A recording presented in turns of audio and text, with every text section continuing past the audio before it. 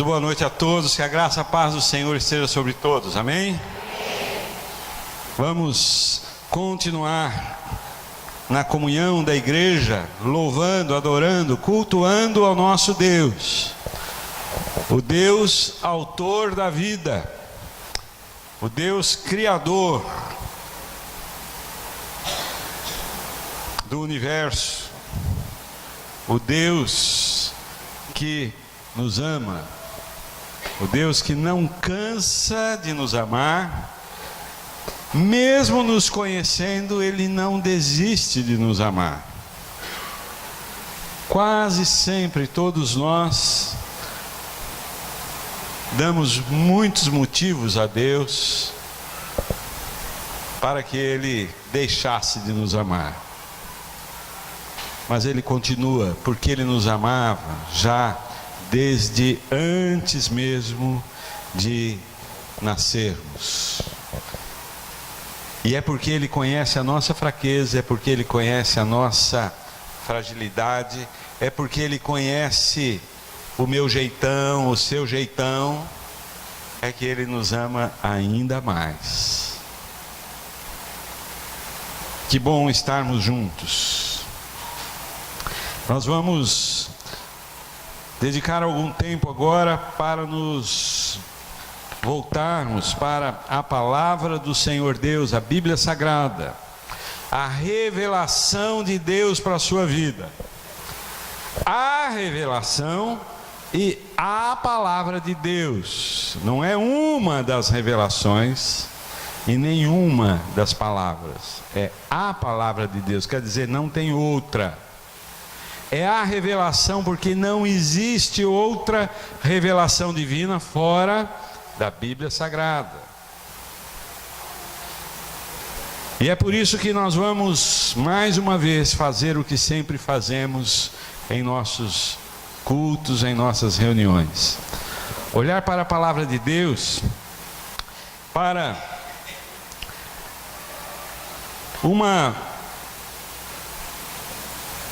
um relato maravilhoso, grandioso, de uma grande verdade bíblica. Vamos falar, vamos ouvir, vamos meditar sobre a cidade santa. A Bíblia começa lá em Gênesis com o relato da criação do mundo, da criação da vida, dos seres humanos, de todo o reino animal, vegetal, mineral. Começa ali com experiências, com relatos da grandiosidade de Deus na criação. Conta toda a história do povo de Deus, e em cada página da Bíblia são ensinamentos, mandamentos para todo aquele que quer viver e caminhar na presença de Deus. E encerra,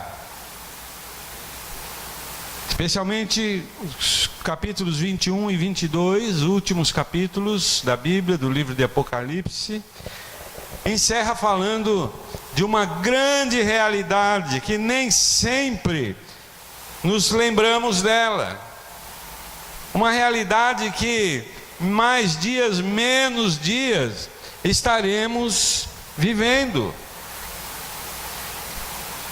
E em especial o povo de Deus, a igreja do Senhor Jesus Cristo em todo o mundo, formada por cada pessoa que um dia entregou sua vida a Jesus, vai viver de maneira tão grandiosa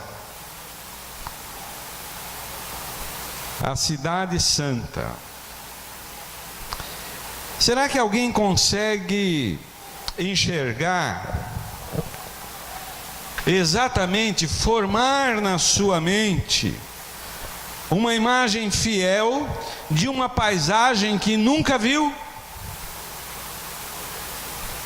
Você já teve a experiência de alguém querer te contar alguma coisa de um lugar que ele esteve, de um lugar que ele viu, sem mostrar uma foto, sem mostrar uma filmagem, e dar detalhes para você, para tentar fazer você formar na sua mente uma imagem daquilo que ele viu, é muito difícil, não é? Cada um de nós forma a sua própria imagem nessa situação. Sabemos que é praticamente impossível alguém conseguir também transmitir com fidelidade, só com palavras, algo que tenha visto e que tenha achado tão maravilhoso. Mas ainda que isto seja muito difícil, tanto explicar como entender, formar isto, não diminui de forma nenhuma a real beleza do lugar que aquela pessoa, da paisagem que aquela pessoa viu. Mesmo que você forme, mesmo que eu forme uma imagem totalmente deturpada do original, o original está lá, é daquele jeito. Nessa noite nós vamos falar de uma dessas coisas que a Bíblia nos mostra, nos relata, e de que precisamos usar muito a nossa capacidade de criar imagens mentais para tornar alguma coisa possível. Conseguimos formar em nossa mente com fidelidade as imagens como realmente são? É quase impossível. Mas isso não diminui a importância do fato. Vamos pensar então e vamos voltar a nossa atenção para uma dessas situações relatadas na Bíblia, de conseguirmos, tentarmos formar em nossa mente uma imagem da cidade celestial, a cidade santa, Jerusalém eterna, o reino dos céus, baseado no relato de alguém que teve o privilégio dado por Deus de ver algumas coisas. Quando a Bíblia encerra os seus relatos no livro de Apocalipse, encerra com essa demonstração de João, o apóstolo, no final da sua vida, já idoso, já com muitas dificuldades, quando ele passa para palavras aquilo que Deus deu oportunidade para ele de ver, encerra-se aqui não apenas um relato, não apenas a vida do apóstolo João, encerra-se aqui não apenas todo o relato bíblico, mas encerra-se também qualquer possibilidade de visão de algo vindo de Deus de maneira nova, de maneira original. Por isso, a Bíblia não autoriza ninguém a anunciar que teve determinada visão de Deus, exatamente para não criar super homens, super mulheres, pessoas que se destacam, que tentam se destacar mais importante como qualquer outro. E entendo ser providencial que Deus só deu essa visão a João no final da vida dele, quando ele não tinha mais forças físicas para se tornar um grande líder religioso. Já pensaram? João novinho recebe essa revelação, ele ia ser tentado a abrir a igreja da revelação de João, onde ele seria o maior, o máximo. Não estou dizendo que ele faria isso, mas estou dizendo que como ser humano, tudo indica que ele seria tentado a isso. Mas ele teve e Deus permitiu que ele tivesse esta revelação, e é a última revelação revelada na Bíblia. E ele revelou algo da qual o Senhor Jesus já tinha falado bastante. Ele revelou algo sobre o qual o Antigo Testamento nos ensina bastante: a cidade celestial, a Sião, como os hebreus chamavam. a nova Sião. No Novo Testamento, a nova Jerusalém, a Jerusalém eterna. Tudo isso para indicar o reino dos céus, o céu do Senhor Deus, o céu para onde o Senhor Jesus foi, depois de ressurreto, na sua ascensão relatada no início do livro de Atos.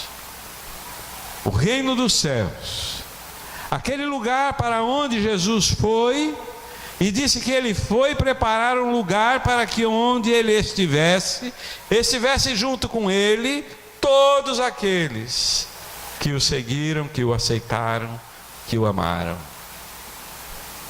Apocalipse capítulo 21, a partir do verso 9.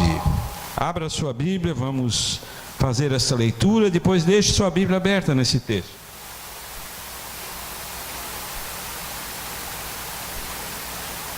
Diz assim a palavra,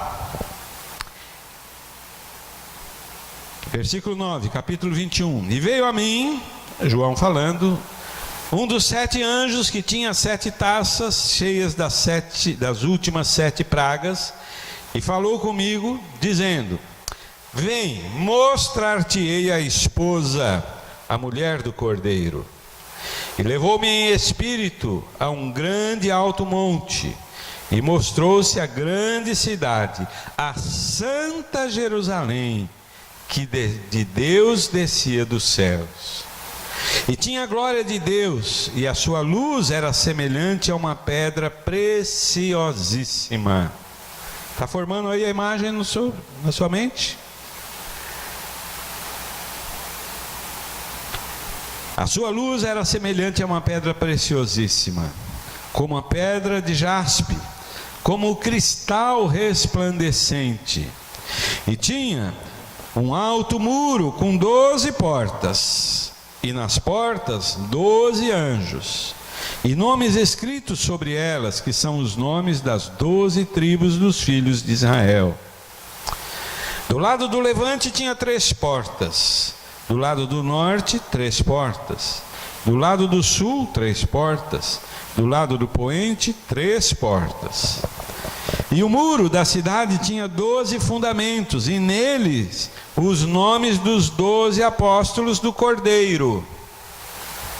E aquele que falava comigo tinha uma cana de ouro para medir a cidade, e as suas portas e o seu muro. E a cidade estava situada em quadrado, e o seu comprimento era tanto como o da sua largura. E mediu a cidade com a cana até 12.000 estádios, e o seu comprimento, largura e altura eram iguais. E mediu o seu muro de 144 côvados, conforme a medida do homem, que é a de um anjo. E a construção do seu muro era de jaspe, e a cidade de ouro puro, semelhante a vidro puro. E os fundamentos do muro da cidade estavam adornados de toda pedra preciosa. O primeiro fundamento era jaspe, o segundo safira, o terceiro calcedônia, o quarto esmeralda, o quinto sardônica, o sexto sardio, o sétimo crisólito, o oitavo berilo, o nono topázio, o 10º crisópraso, o 11º jacinto, o 12º ametista. E as 12 portas eram 12 pérolas, cada uma das portas era uma pérola. E a praça da cidade de ouro puro, como vidro transparente. E não vi nela templo, porque o seu templo é o Senhor Deus Todo-Poderoso, o Cordeiro. E a cidade não se necessita de sol e nem de lua, para que nela resplandeçam, porque a glória de Deus a tem iluminado, e o Cordeiro é a sua lâmpada. E as nações dos salvos andarão à sua luz, e os reis da terra trarão para ela sua glória e honra. e as suas portas não se fecharão de dia, porque ali não haverá noite. E a ela trarão a glória e honra das nações. E não entrará nela coisa alguma que contamine, e cometa abominação e mentira, mas só os que estão inscritos no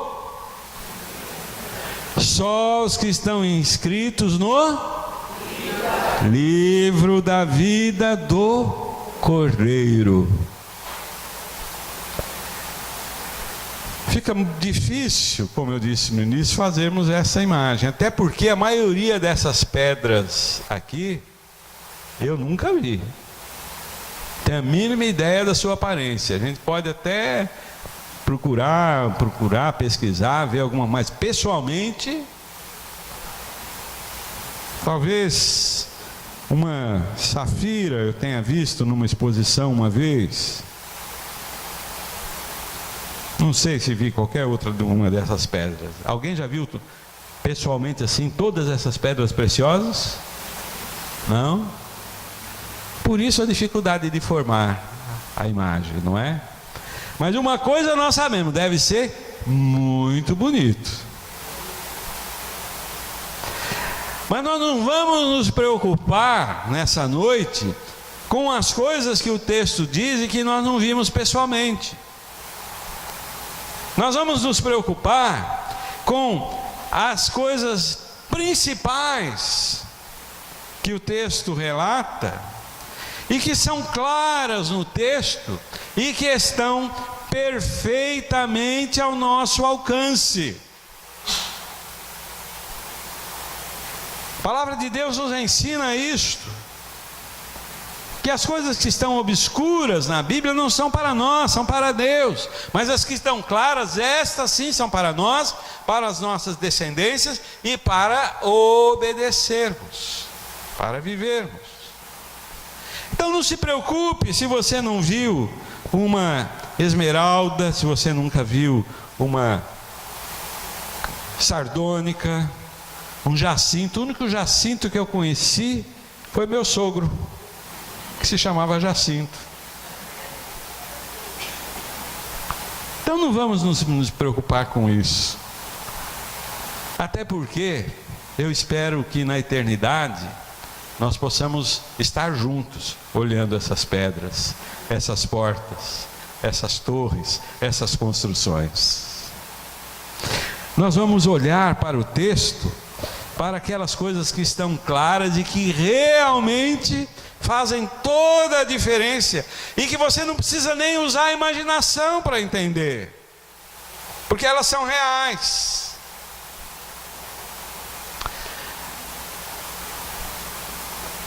A primeira coisa que vamos olhar no texto é que o texto relata quem são os moradores desta cidade, da cidade santa. Quem são os moradores? Uma cidade vazia normalmente é chamada de cidade fantasma, não é? Não tem vida. Para que existir uma cidade que não tem morador? A cidade pode ser toda ela de ouro, mas se não tiver morador, a cidade pode ter uma paisagem muito bonita, mas se não tiver morador para observar, o que vai adiantar? A Bíblia fala dos moradores da cidade santa, dos habitantes da cidade santa. Quando João fala daquilo que Deus lhe permitiu ver, por exemplo, no verso 9, quando ele diz: então veio um anjo, um dos 7 anjos,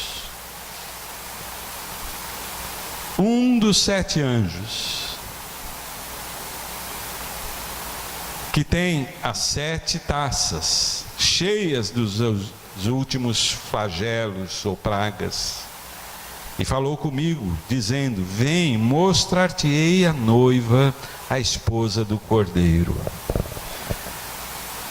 A Bíblia nos fala de maneira aqui muito clara que entre os moradores da cidade santa estão os anjos.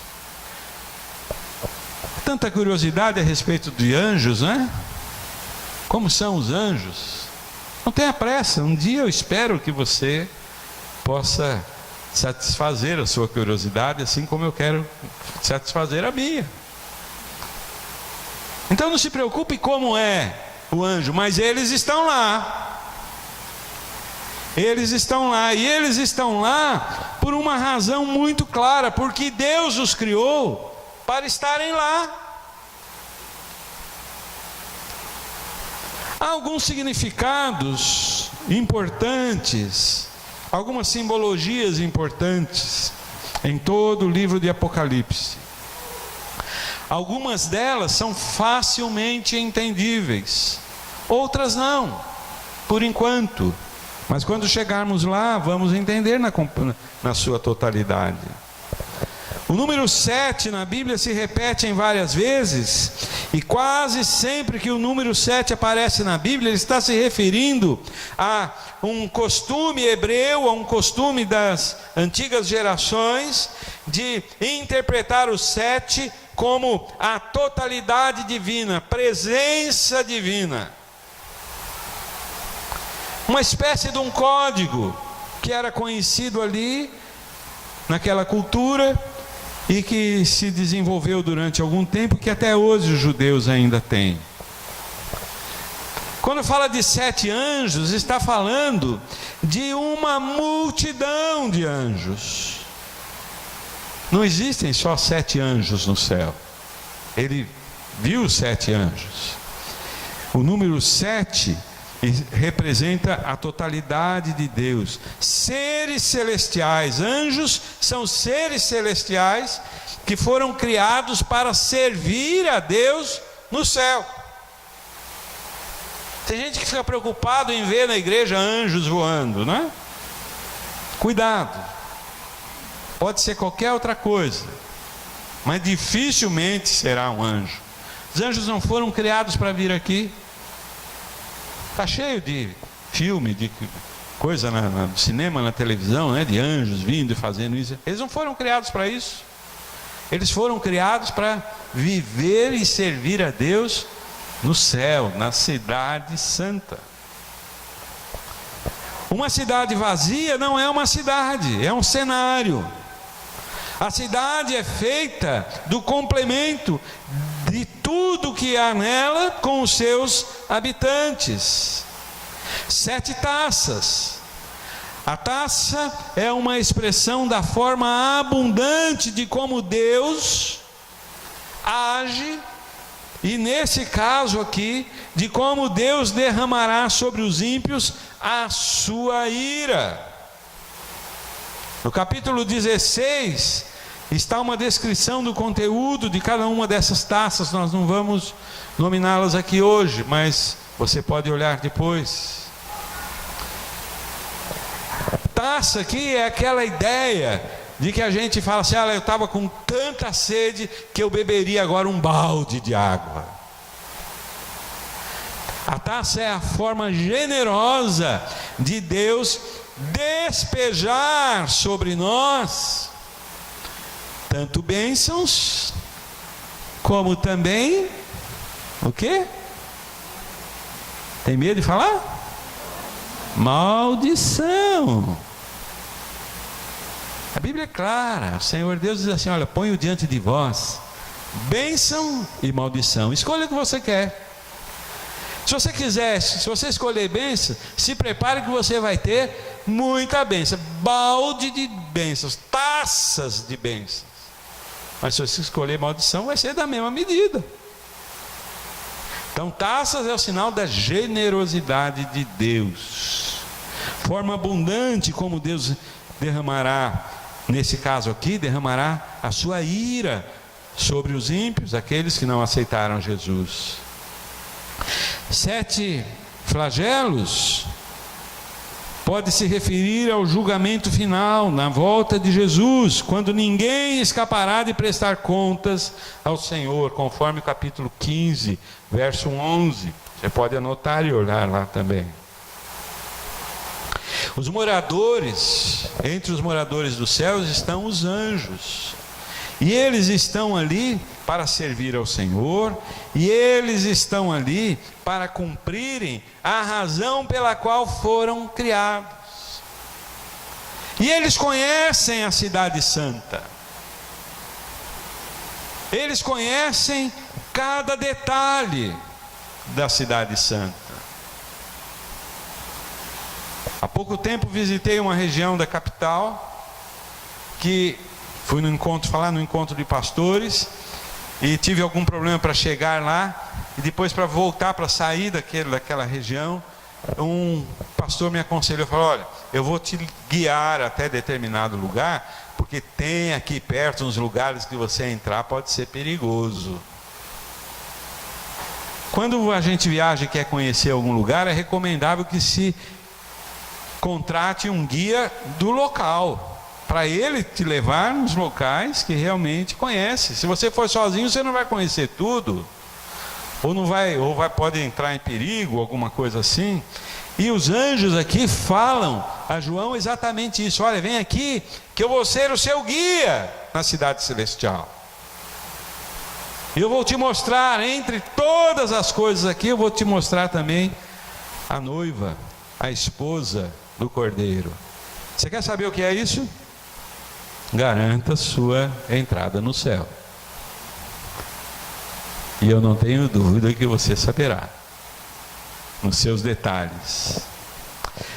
Mas mais do que os moradores da cidade santa, a Bíblia é clara também quando ela faz uma afirmação ainda mais maravilhosa. Na cidade santa, além dos moradores, dos anjos, Deus, o próprio Deus, habita, está presente na sua totalidade na cidade santa.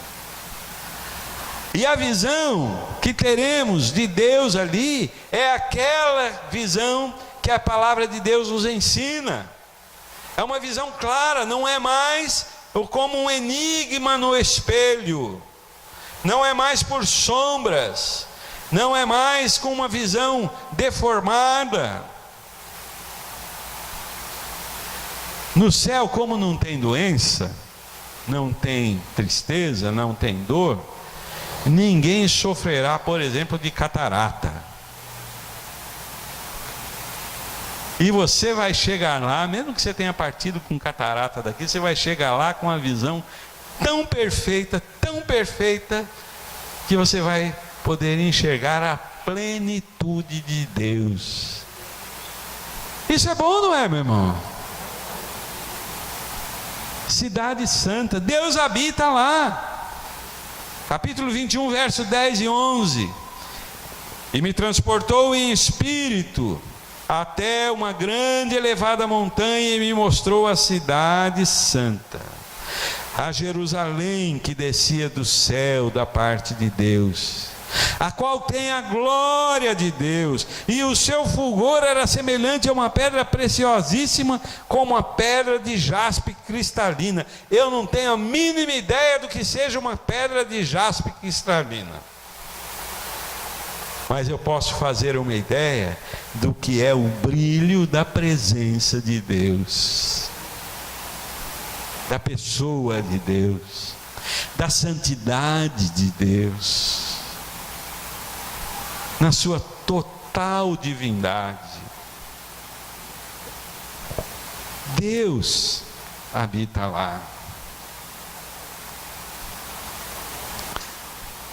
Durante algum tempo, no bairro em que morei bastante tempo, lá em Mauá, tinha praticamente um quarteirão que era uma casa de uma dessas figuras do nosso triste mundo político. E quando alguém queria saber a localização da minha casa, normalmente ele fala: ali, ó, no quarteirão da casa do fulano. Não é? Agora, você já pensou no céu? Você, eu, mesma cidade em que habita o Senhor Deus, habitando naquela cidade, desfrutando dos privilégios de ser vizinho de Deus. Você já tinha pensado nisso, não? Deus habita lá. Esta cidade, a forma dela é a forma da glória de Deus. Nesta frase é resumido o fato mais importante da descrição da Nova Jerusalém, da cidade santa. Ela é linda e é perfeita, porque Deus, que é lindo, que é perfeito, habita nela. E onde Deus está não tem impureza. E onde Deus está não tem dor, não tem tristeza.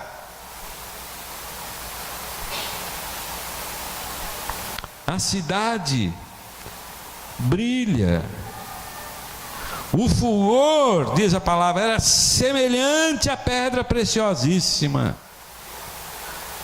Pedras preciosas foram usadas para representar o povo de Israel nas vestes sacerdotais.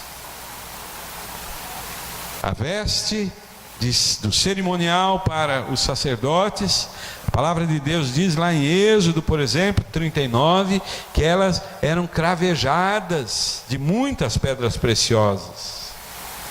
Pedras preciosas foram usadas na construção do templo em Jerusalém. Muito ouro, muita prata. No Novo Testamento, os cristãos são comparados ao templo, a casa espiritual do Senhor Jesus, morada do Espírito Santo de Deus. E o Novo Testamento nos chama todo cristão, a todo seguidor de Jesus, de pedras. Vós sois pedras.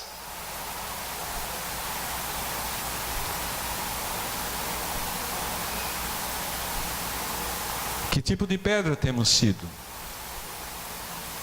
Alguma pedra que reflete o brilho de Cristo em nós? Às vezes, em determinadas situações, a única pedra em que nos tornamos é uma outra pedra que a Bíblia fala também, que é a pedra de tropeço. Então precisamos tomar cuidado. Nós somos pedra sim, mas não podemos ser do tipo pedra de tropeço. Nós temos que ter que ser pedras e que reflitam o brilho da glória do Senhor Deus, da presença do Espírito Santo de Deus em nós. Dizem os entendidos, e a gente pode confirmar esta palavra, de que essa pedra chamada jaspe é uma pedra que se apresenta em várias cores.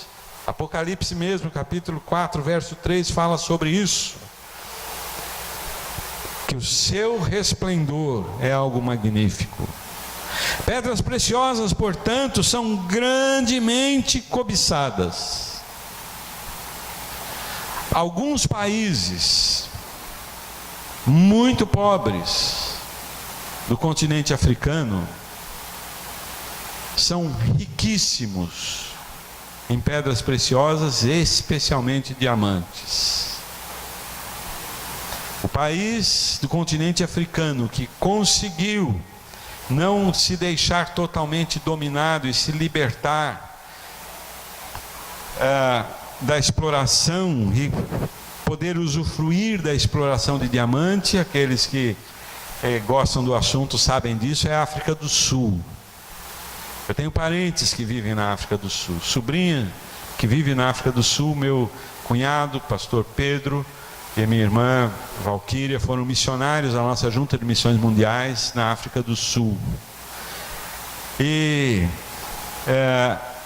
a África do Sul é riquíssima pela grande quantidade de diamantes no seu subsolo, jazidas de diamantes. É um país cobiçado. Outros países da África que são pobres porque são explorados. Outros países vão lá apenas para retirar os diamantes, sem deixar nenhum benefício para o povo. Nós precisamos ser essas pedras, pedras cobiçadas não por homens, mas pedras de grande valor para Deus, porque iremos habitar no céu, e não podemos chegar lá como uma pedra que não brilha, que não ofusca. Nunca chegaremos lá dessa forma. Precisamos brilhar como o brilho do mais puro diamante, que já se tenha conhecimento. E o maior brilhante de todos os tempos, e a maior pedra preciosa, por mais que tenha valor, por mais que brilhe, ela nunca poderá superar, nunca poderá chegar nem minimamente perto do brilho da presença de Deus, da glória de Deus. Por isso lá não precisa ter sol, lá não precisa ter lua, lá não precisa ter energia elétrica, lá não precisa ter nada que gere luz, porque o que brilha no céu é a luz do Senhor Deus. E as pedras preciosas que a Bíblia diz que existem lá, e que o ouro que existe lá, eles só brilharão como reflexo do brilho que recebem de Deus. Se você pegar o diamante mais caro do mundo, isso nunca vai acontecer, pelo menos comigo, o diamante mais brilhante, e entrar com ele num quarto escuro e fechado, sem luz nenhuma, ele vai brilhar? Não brilha, não. Ele não tem luz própria, ele reflete a luz que recebe. E é assim, toda esta majestade, toda esta grandiosidade visual do céu, todas essas pedras, todo o brilho que tem lá, é porque Deus habita lá, e Ele é a luz. Quando o Senhor Jesus esteve aqui, Ele disse: o mundo está em trevas, mas eu sou a luz do mundo. Com todo este sol criado por Deus, com toda esta beleza de sol, como num dia de hoje, o brilho deste sol não reflete um mínimo da majestade do brilho de Deus no céu, porque o brilho de Deus vem da sua glória, não vem de calor, não vem de qualquer outra fonte, vem da sua glória, o brilho da presença de Deus. Bom, então já temos aqui duas informações importantes, que não precisamos nem nos preocupar em imaginar nada. No céu tem moradores, os anjos estão lá, como eles são, saberemos lá, mas o mais importante é que Deus habita na cidade santa.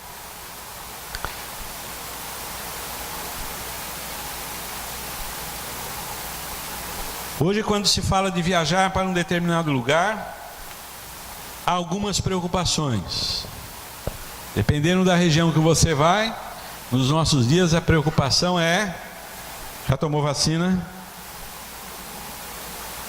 Porque lá é perigoso. Ah, pode ter isso aqui, tome vacina. A minha netinha de 5 aninhos, semana passada, ligou para minha esposa, para Terezinha, e deixou uma mensagem, não foi nem por telefone, deixou uma mensagem: vó, você vai para Itanhanhém? Vó, eu vi na televisão que lá tem febre, você não vai tomar vacina? Já tomou vacina, vó? todo lugar hoje, né? Mas tem outra preocupação também. Você vai viajar para determinado lugar, vai para o Rio de Janeiro, ixi, cuidado. Cuidado, tem colete à prova de bala.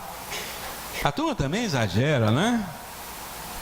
Tem os seus riscos, tem seu problema, mas também não é assim. Mas um dos problemas sérios quando se vai para algum lugar que a gente não conhece é o problema da falta de segurança. Mas não tenha medo não, a Cidade Santa é um lugar 100% seguro.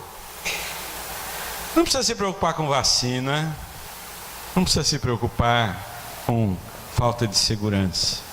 Verso 12 diz que ela é cercada por uma grande muralha. Ela tinha um grande alto muro, uma grande muralha.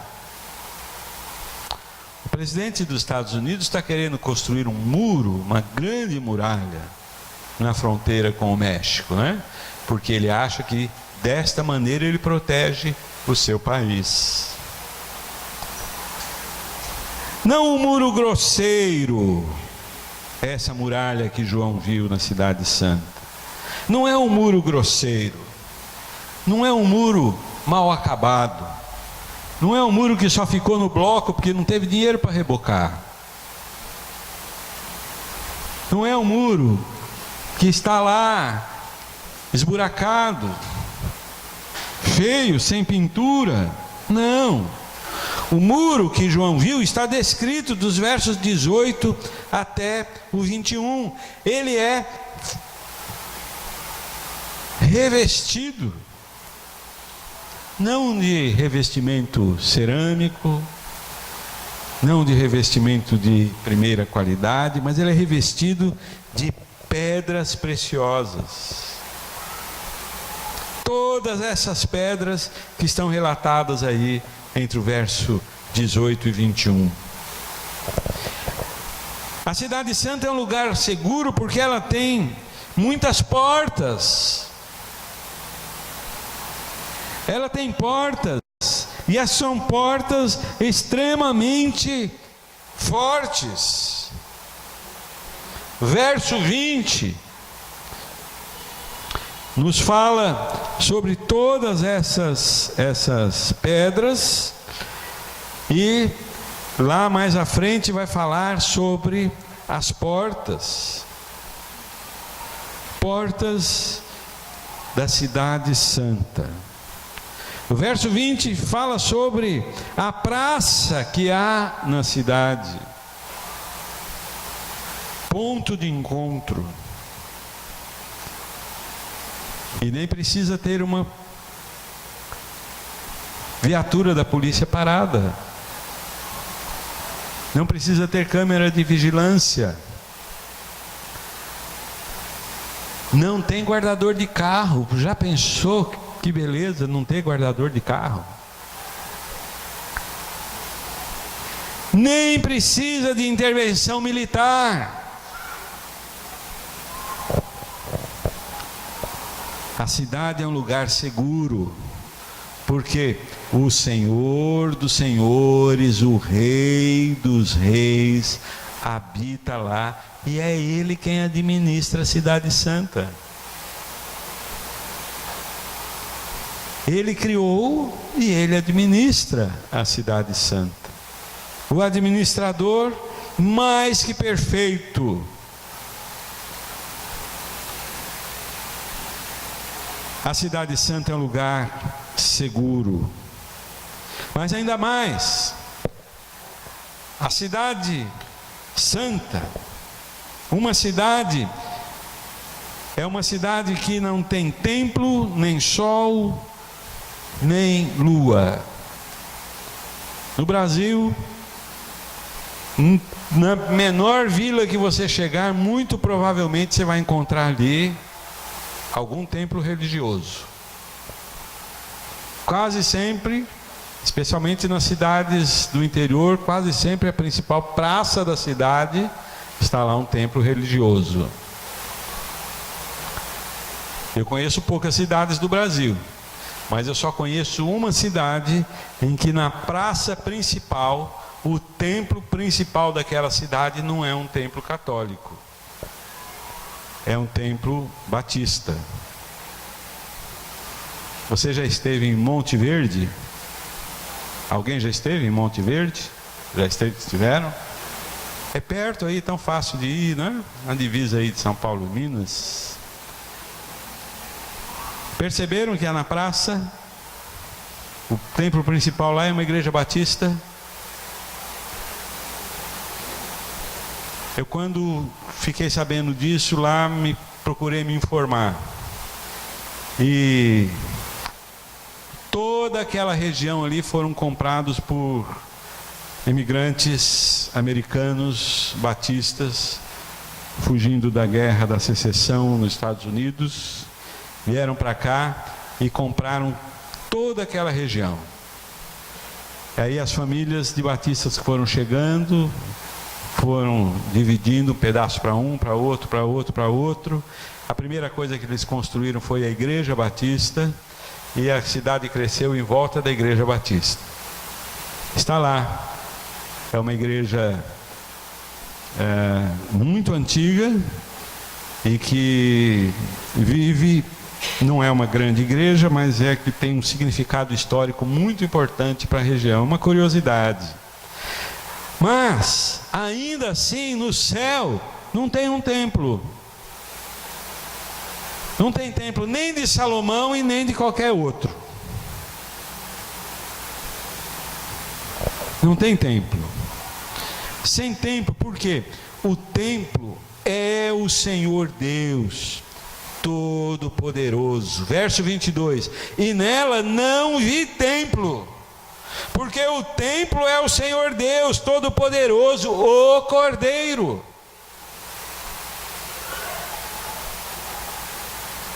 Por isso, não precisa de lugar para as pessoas se reunirem, porque a cidade santa é a morada de Deus, é a morada do Cordeiro Jesus, é a morada do povo de Deus. Templos são muito importantes, foram importantes durante toda a história da revelação bíblica. Lá no Antigo Testamento, antes da construção do Templo de Jerusalém, tinha os templos portáteis, as tendas armadas para o povo se reunir, para o povo orar, para o povo louvar a Deus. No Novo Testamento, a partir de Atos, começa a surgir os locais próprios de reuniões, os templos. Nos nossos dias, os templos são importantes para poder acontecer coisas como esta, para o povo de Deus se reunir, se alegrar, desfrutar da comunhão. Mas quando acaba esse culto e a porta se fecha, isso aqui é um prédio. Só isso. Porque o Senhor Deus não habita em templos feitos por homens. Pode ser o mais suntuoso, pode ser o mais caro, pode ser o mais extravagante. Deus não habita em templo feito por homens. Quer dizer então que não precisamos ter templo? Não é isso, precisamos ter o melhor templo que pudermos ter. Mas quando a porta se fecha domingo à noite e vai todo mundo embora, é um prédio só, mais nada. Uma cidade sem templo, sem sol e sem lua, porque a glória de Deus a tem iluminado. A cidade, verso 23, não necessita de sol nem de lua, porque nela resplandecem a glória de Deus. A glória de Deus a tem iluminado, e o Cordeiro é a sua lâmpada. É verdade, meus irmãos, que existem algumas interpretações diferentes para os acontecimentos relatados em Apocalipse. Qualquer estudo que se faz em Apocalipse, nós podemos perceber algumas possibilidades de interpretações diferentes. Mas quanto à presença de Deus, quanto à realidade da cidade santa, quanto à morada de Deus ali, não há nenhuma dúvida. Há diferentes interpretações em termos escatológicos. E que são diferentes interpretações que não, desde que não alterem o final de tudo, o que realmente vai acontecer, não tem a mínima importância. Alguns pensarem de um jeito, outros de outro. Desde que não sejam interpretações antibíblicas.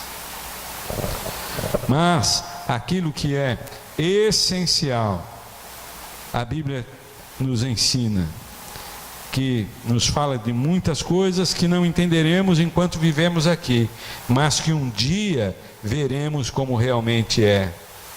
Paulo, escrevendo aos Coríntios, diz: agora vemos por espelho, em enigma, mas então veremos face a face. Agora conheço em parte, mas então conhecerei como também sou conhecido.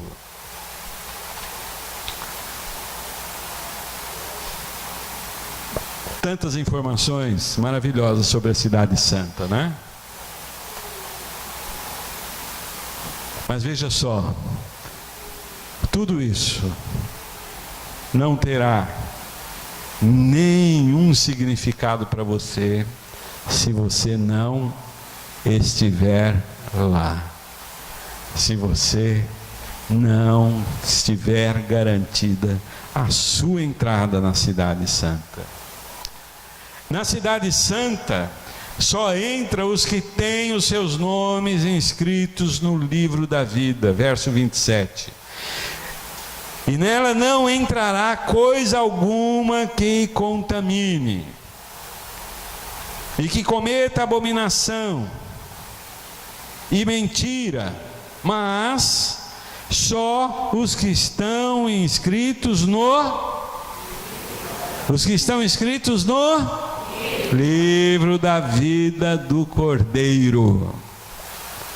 Pastor, como é que é esse livro? Não sei, nem preciso saber. O que eu preciso saber e o que eu posso fazer, eu sei, para que o meu nome esteja inscrito no livro da vida. E você sabe, e Deus não deixa dúvida quanto a isso. Acho que o céu não é bem assim, não. Não importa como você pensa o céu. O importante é você saber se o seu nome já está escrito no livro da vida. Porque senão isso aí só vai passar de informação que não vai te servir para nada. Se você não quer conhecer a cidade santa só de ouvir falar, ou só de ler o relato de João, mas quer um dia estar presente e passar a eternidade dela, então preste atenção no último verso, no verso 27 que acabamos de ler. Nela só entrará os que estão inscritos no livro da vida do Cordeiro.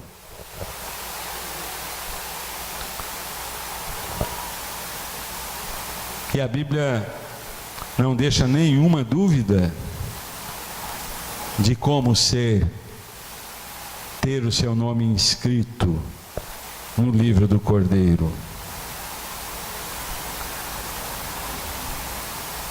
Apocalipse 13:8 diz: e adoraram-na todos os que habitam sobre a terra, esses cujos nomes estão inscritos no livro da vida do Cordeiro, que foi morto desde a fundação do mundo.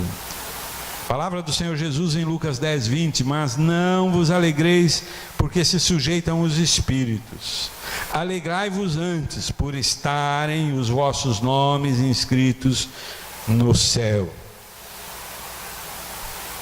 Não se alegrem porque os espíritos se sujeitam. Os seguidores de Jesus estavam entusiasmados ali, porque eles estavam vivendo experiências de ter autoridade sobre os espíritos imundos. Olha, o que Jesus diz aqui, olha, expulsar demônio, você se acha muito bom porque você expulsa demônio? O que você precisa realmente ter certeza é se o seu nome está no livro da vida, porque senão expulsar demônio não resolve nada. Se achar muito religioso, não resolve nada se o seu nome não está no livro da vida. Ser honesto não resolve nada, é muito bom, todo mundo deve ser honesto, mas não quer dizer que por ser honesto o seu nome está no livro da vida. Jesus revela de forma muito clara a sua vontade quando ele diz: na casa de meu pai há muitas moradas, se não fosse assim eu vou-lhe teria dito, vou preparar-vos lugar. O Senhor Jesus nos ensina de que Ele quer que lá onde Ele já está, todos nós, Ele quer que todos nós estejamos também lá com Ele. Não sabemos, não temos ideia de quando chegará o dia da nossa partida neste mundo, desta vida. Mas sabemos de uma coisa: se o seu nome não estiver inscrito no livro da vida, não vai adiantar nada você ter vivido muito bem ou muito mal. Não vai fazer diferença nenhuma você ter frequentado uma igreja ou não ter frequentado uma igreja. Se o seu nome não estiver no livro da vida, só vai ser direcionado a você uma daquelas taças abundantes de coisas nada boas. Mas aqueles que estão com o livro da vida, as taças serão de muitas bênçãos desde já e para sempre, por toda a eternidade, quando você se tornar também um cidadão do céu, vivendo por enquanto, provisoriamente, nesta terra, neste mundo que jaz nas trevas. E enquanto vivermos aqui, vivemos resplandecendo a luz de Cristo. O seu nome já está inscrito no livro da vida?